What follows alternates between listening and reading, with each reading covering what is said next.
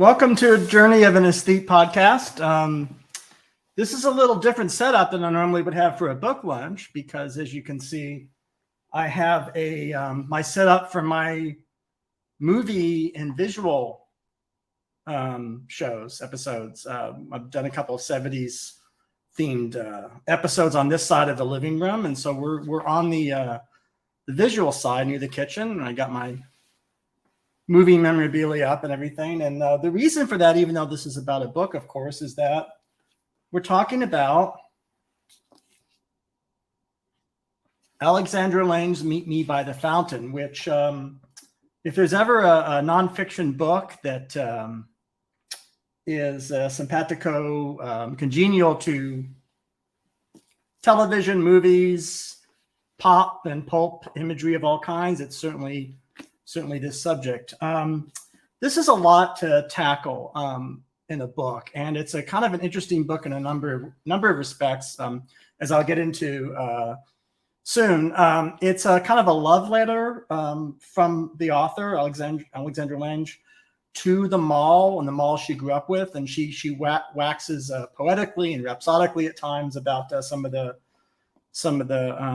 virtues, of which there were a few, of malls, and missing the old classical clothing of the Gap. She says, where can I find, the good primary colored Shetland sweaters, before the Gap became contemporary and hip, and ruined, in her view, ruined everything, became not preppy. But in any event, things like that. But this is an exhaustive book, and it's because it covers basically the history of the mall, how the mall grew out of the department store, and then sort of the loss, or the sort of the ending of the mall's prominence. And for a little fun, I think Amazon's acting up here again. I'm going to, what am I going to do here? I'm going to show us the opening scene from Valley Girl by Martha Coolidge, which is now the 40th anniversary of this film.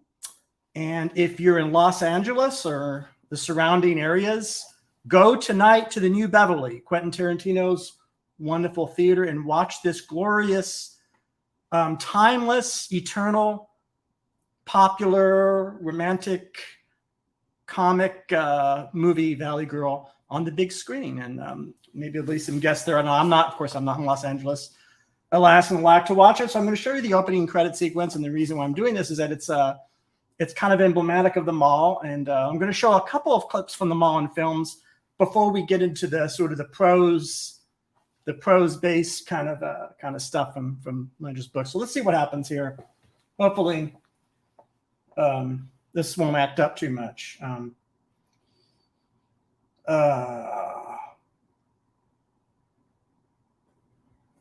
Notice the Filmways logo. This was a short-lived late 70s, early 80s company. Atlantic Releasing. They'll be playing at the Hollywood Bowl tonight, all sold out, but we'll be giving away 6 more tickets on this. Crank this up. Morning, 75 degrees in Hollywood. You've been listening to 1 hour of nonstop power rock and roll on Holly Power 92. And at the top of the hour. Here in the valley, it's a balmy 83 degrees. Gotta go, but first, here's the story of my life.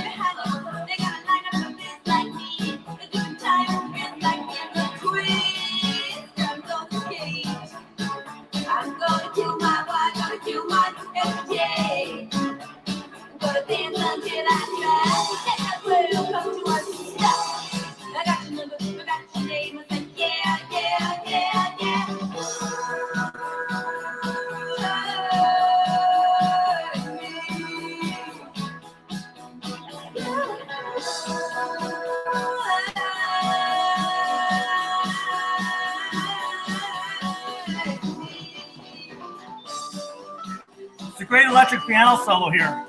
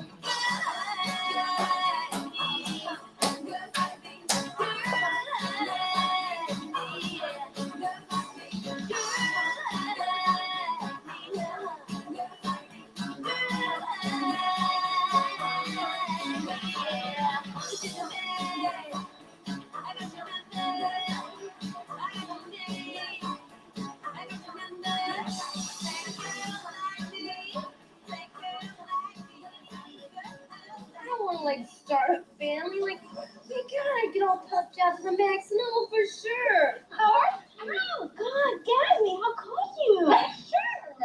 I'd be freaking out. Like I'd be scarfing up everything in sight. Like sure, I don't know, like I get so fat and all, and what happened to my zits and get so dirty. And besides, it's totally gnarly birth control. Like he's not so awesome. Awesome's not the word for Brad. Oh, I'm sure. He's okay, I guess. Yeah, he makes my mouth water. Oh! Brad was All at right. the party tonight. Great, that'll like attract every girl west of Van Nuys Boulevard. The place will be packed. Okay, so he's awesome. Julie, like, don't be so great. Say something for the rest of us. I mean, Tommy is such a hunk. I can't stand it. I mean, he is so bitchin'. I can't even believe you give Brad the time of day. Yeah, but Tommy could be such a dork, Like, he's got the bod, but his brains are bad news. But he is bitch, and you really are so. Okay, I wanted Julie. to make sure we get her line in there. He's got the bod, but his brains are bad news. I just don't even think of what an incredible film this is. Just the writing and everything, and also, of course, you saw in this credit sequence one of the great opening credit sequences in film history. Actually, I'd go. This is not a movie episode by far, and this is not. But I just wanted you. So you got to see an incredible credit sequence. It ranks up there with any of the more often talked about, Touch of Evils and the things like that. Opening credits, Dazed and Confused. But you saw an actual representation of the classical mall, if there is such a thing. It's this mall in California. I don't think let's see here. Let's dive into the book a little bit. I don't know. Did you want to see some other clips? I don't know. You just kind of do that, turn it off, get into this. One of the things about this book that's interesting, aside from Alexandra Lange's unusual perspective, because she's working in a particular medium of writing that she comes out of design criticism and architecture criticism, and it's actually couldn't be more fitting for our podcast, because it's all about aesthetics and how aesthetics relates to actual lived experience and how we live our lives. And so that's what malls are about.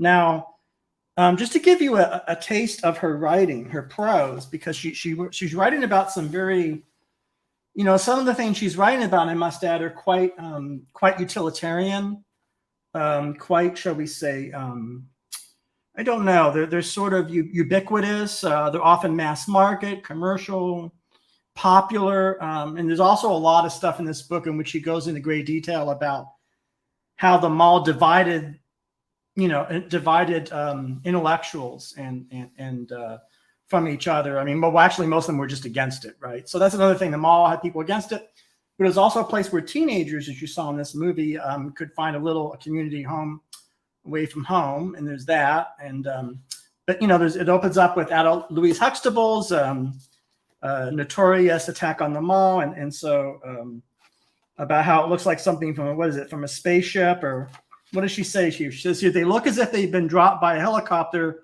flown by a blind pilot from some giant architectural supermarket in the sky. And this is classic highbrow, intellectual, often leftist, anti-consumerist, anti-materialistic ideology. And of course, Huxtable was as she says in many interviews, it's her favorite writer, even though her favorite writer didn't like malls, and she loves malls. So there's room for all sorts of points of view. But let's get to the founder of the mall, Victor Gruen, because there's a lot in here about this guy.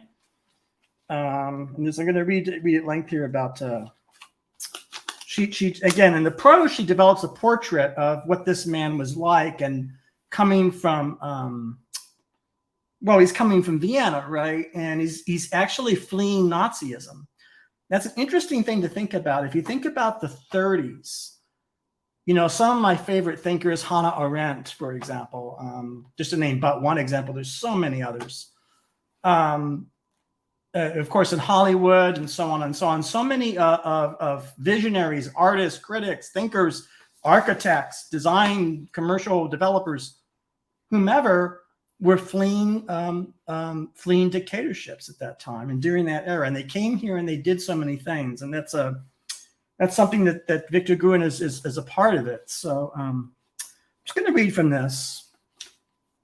And I want you to pay attention, as always. This is a book lunch, so it's her prose. Again, it often people forget prose style is so important. And this book is not just a book that you refer to know, what were the important malls, or who were the designers and who were the architecture firms, but it's the way she writes, which I find really, really good. So let's dig into it.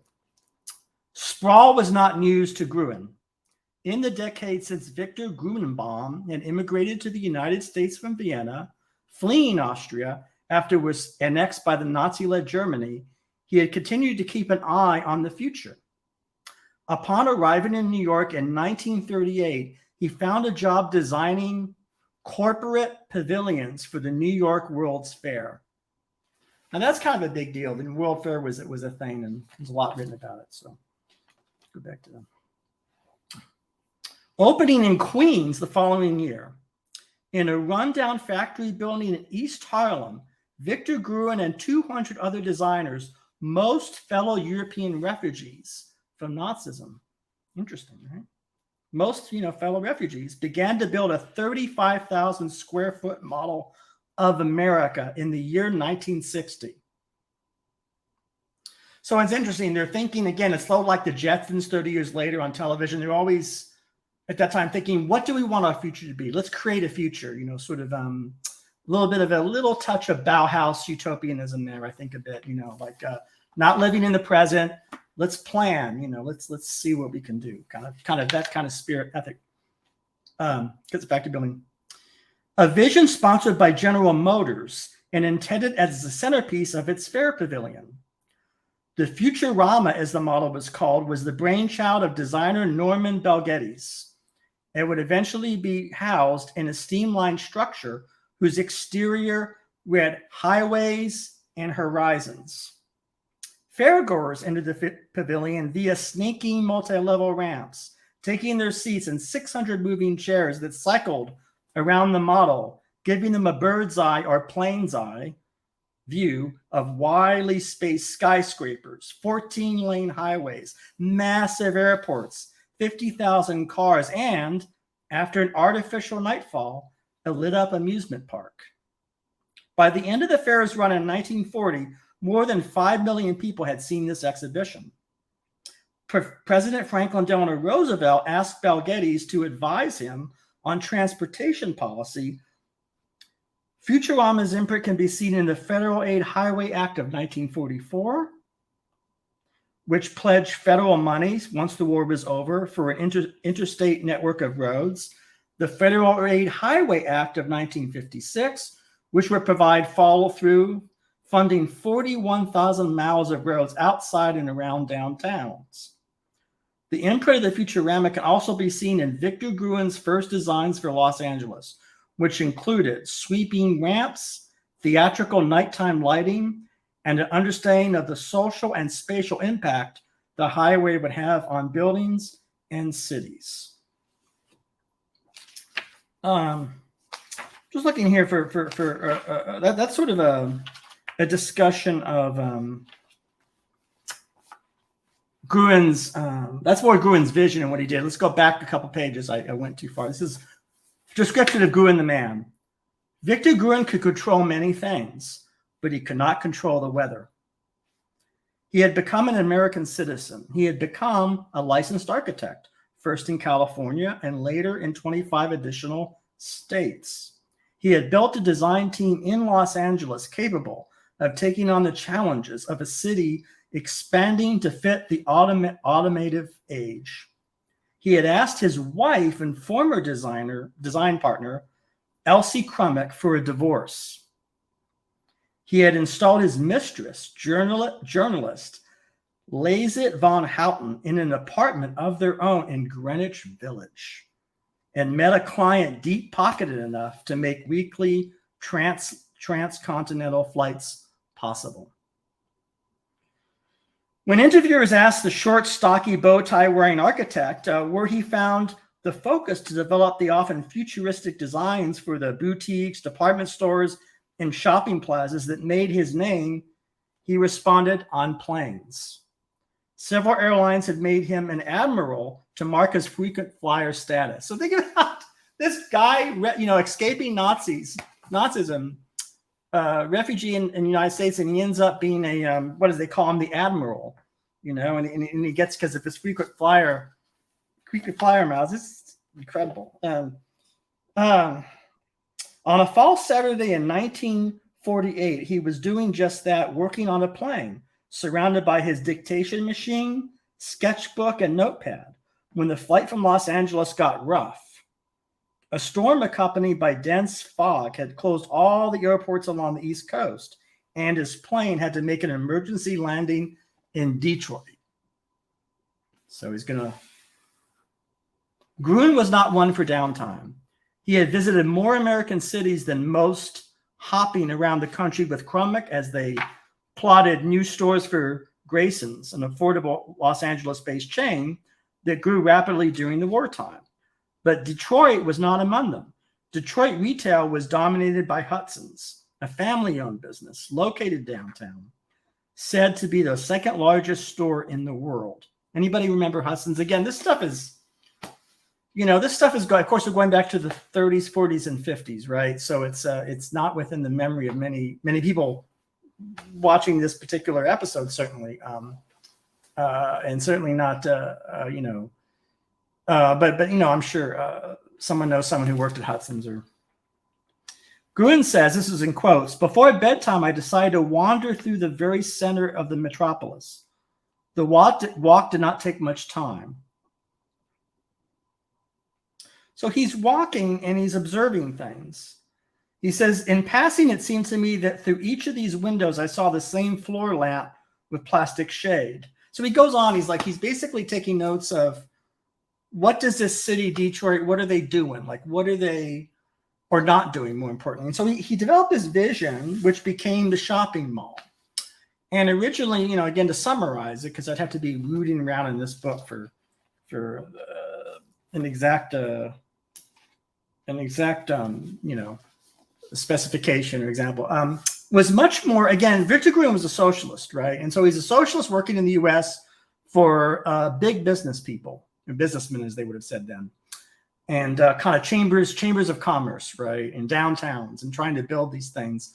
And so there's his vision, which is basically pedestrian first, wanting to get people away from using the automobile too much, right, to try to combat sprawl,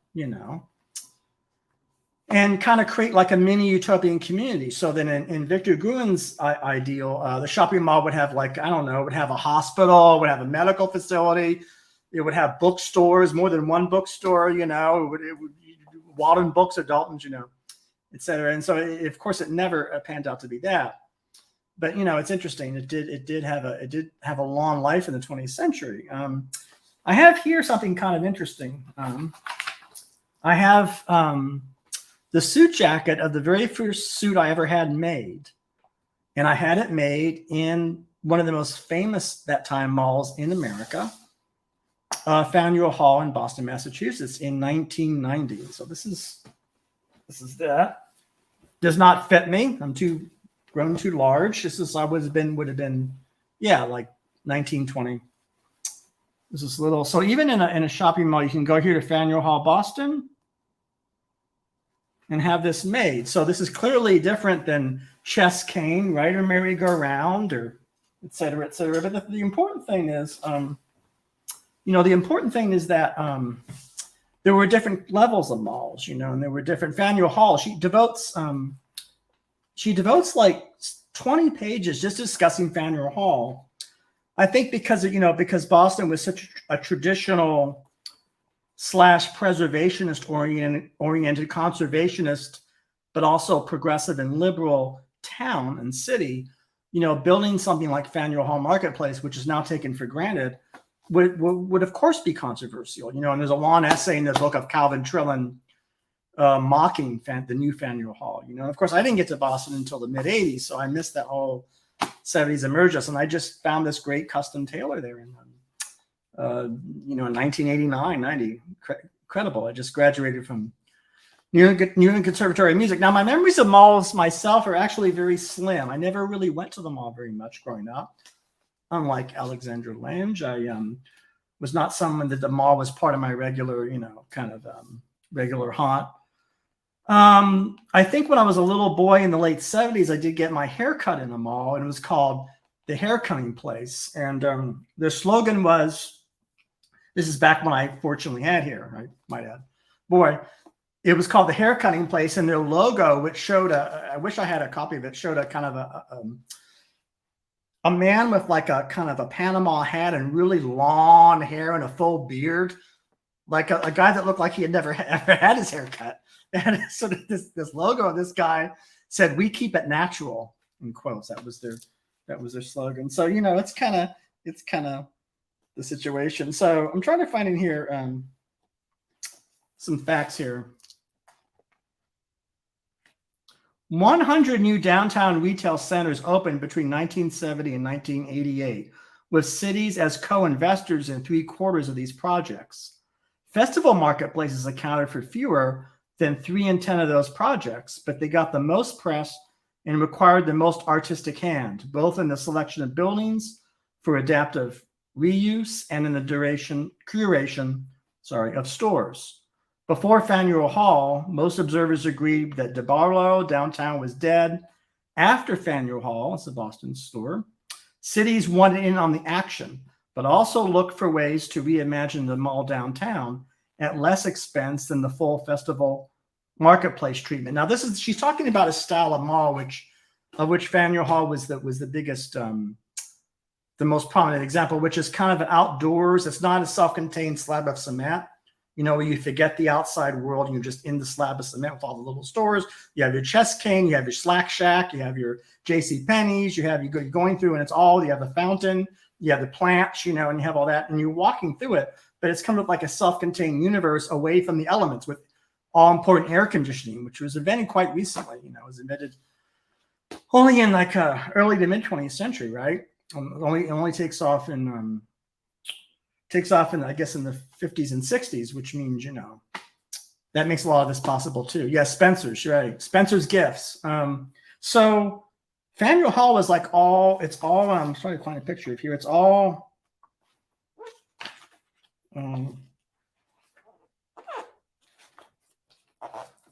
Here we go.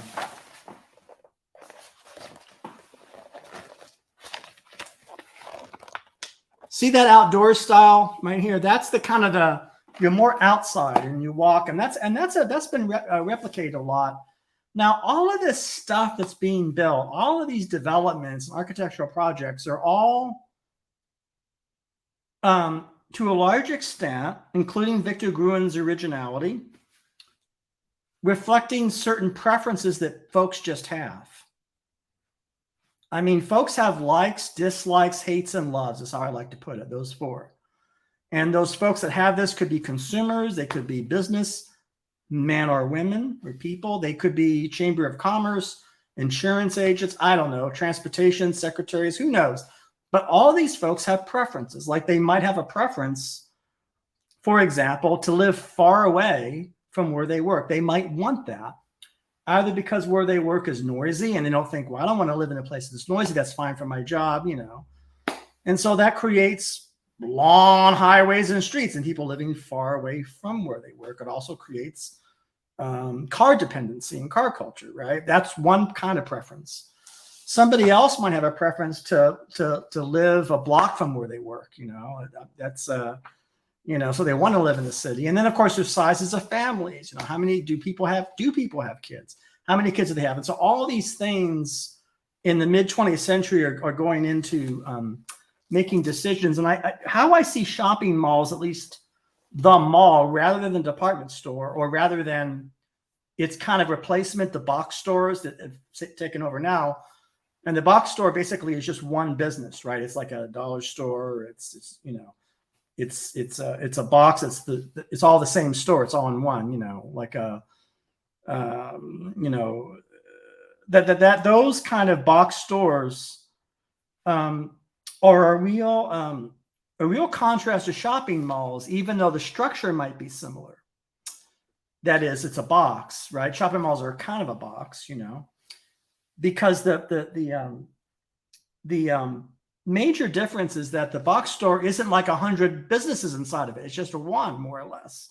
It's just Walmart or it's just Dollar. You know, it's one business. And the interesting thing about the classical, what I'm calling the classical or postmodern shopping mall, is that you have a Spencer's and you have a, you know, you have a food court, you know, and you have all these things inside of it. And that makes all the difference. And that, you know, that's part of history and life, that people decide to do different things. Just trying to find here. She makes an interesting observation about the movie The Breakfast Club. She argues that The Breakfast Club, even though it takes place in a high school, is actually, we're supposed to spiritually, if I can use that word, imagine it as a shopping mall, like a food court. That she says that the effect of the film over time is that you're forgetting you're in this high school, you know, and it's kind of the same as a mall, you know, it's a little bit.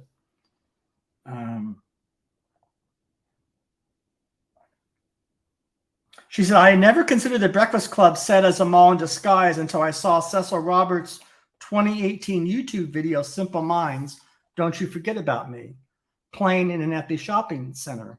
The song, remixed to sound tinny and hollow, as if bouncing off the hard surfaces of an empty shopping mall, is paired with an image of the abandoned court of the 12 trees from Akron, Ohio's Rolling Acres Mall. Now, she's talking about all these videos that are on YouTube, you know, like Dan Bell's Dead Mall series and all these things, and sort of using retro 80s pop songs, you know, to try to evoke nostalgia or things like that.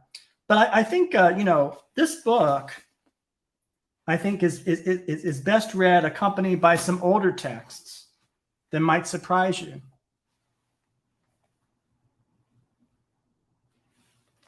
This is Denise Scott Brown and Robert Venturi's Learning from Las Vegas. Now, Learning from Las Vegas was kind of a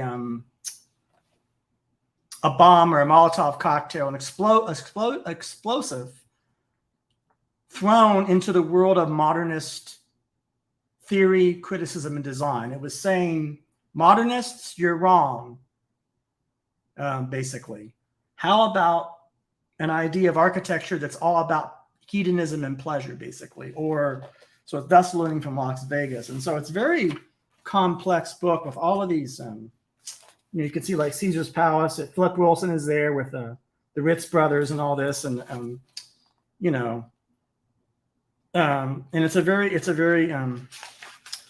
this is very common in like these little lists: Sierra, Riviera, Stardust, Caesar's Palace, all these like analyses.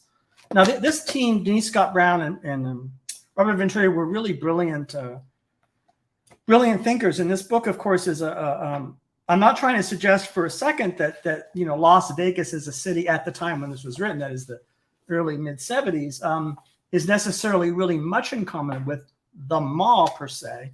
But I do want to suggest, of course, that the turn towards the popular, or being unafraid of the lowbrow and the popular and the pulpy and sort of ideas of convenience, comfort, pleasure, these kinds of things, are what is similar. And I think this book is interesting. Of course, there's what is postmodernism. Charles Jenck, who unfortunately passed some years ago, wrote this sort of guide to what it is. And because we are talking about the postmodern period, we are talking about that which happens after modernism, and that which which people love to hate, or maybe even hate to love, or maybe they don't know what they think. Or so that's kind of a little bit about the mall. I'm gonna pick this book up. There's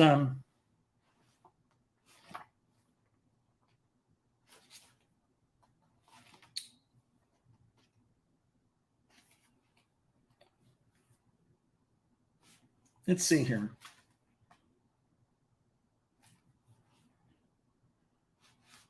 Here's a paragraph that might have interest for our present moment.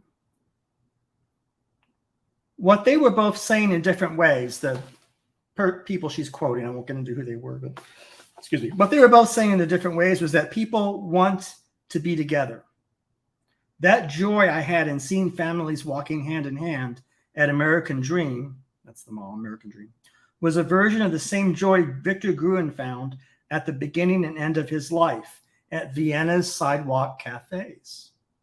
Why we are out, a movie, a sweater, a concert, boba, does not matter as much as having the space in which to be out in the comfort of strangers.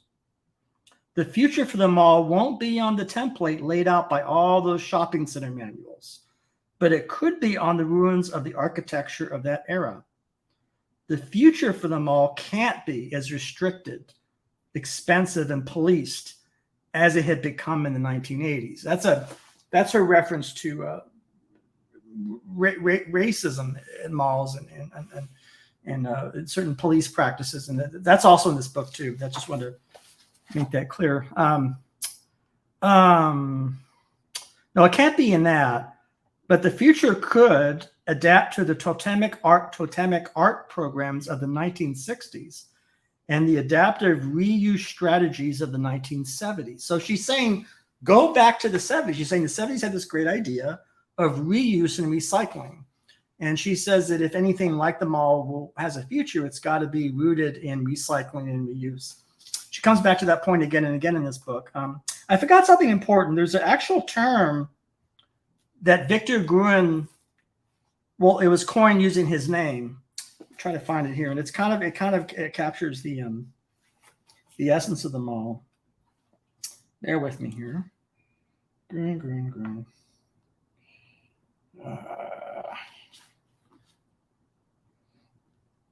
Where is it?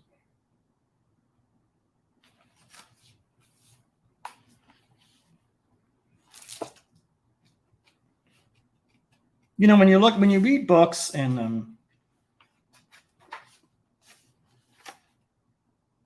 like this. So I'm just going to paraphrase her, which is unfortunate because she's a good writer and she expresses it very. So it's called the Gruen transfer, and from what I understand, the Gruen transfer is a term that architecture and design professionals, critics started to use to describe a kind of a mode of existence in a store, and that's where you plan to go to a place to get one item, and you end up getting other items. Now, of course, everybody knows that, right? But actually at one time, again, in a time of the 50s and 60s, where all stores were just one store, Sears and Roebuck was just Sears and Roebuck. Woolworths was just Woolworths, nothing else. In a time like that, the idea of like, I'm going to get this lipstick, I'm going to get this sweater, I'm going to get this primary color sweater or sweater in fuchsia or something, or I forgot, my kid needs this, needs toothpaste, etc., or whatever it is. That was something else that Victor Groom was said to have invented. So it's all part of his I should say it's a socialistic ideal, of putting things together rather than having them be separate, and trying to involve, all aspects of human life rather than just being a consumer or a shopper, as important, of course, as those are. And so it's 12:35. I had thought of playing some more clips of mall movies, but I decided against it and to keep this a little on the shorter side because, because Amazon Prime is, as usual here, kind of fidgety, and but I can mention what the films are. So the movie Clueless, the scene where one of the characters is mistreated by these two boys. They hang her over the banister. It's a famous scene. Alicia Silverstone movie that shows that mall.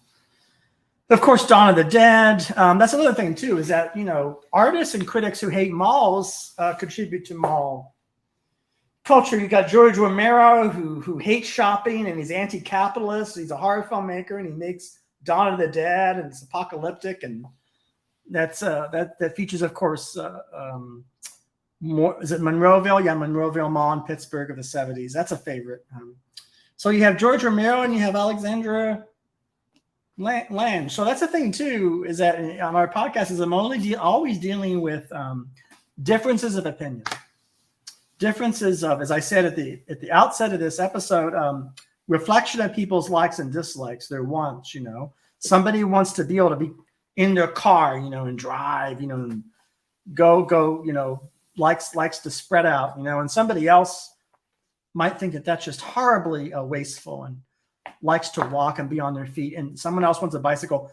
People, have really these very disparate desires, and of course, that's going to reflect in their attitude towards malls.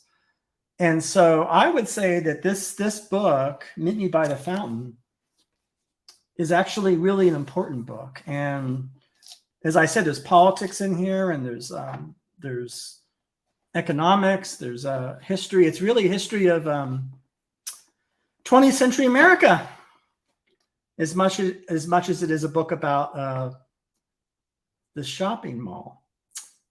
So I hope you have a good weekend, and I hope the weather is enjoyable, and maybe one day I'll have her on the show. I would love to. She's a real gifted talent. Alexandra Lange. Meet Me by the Fountain. Bye-bye.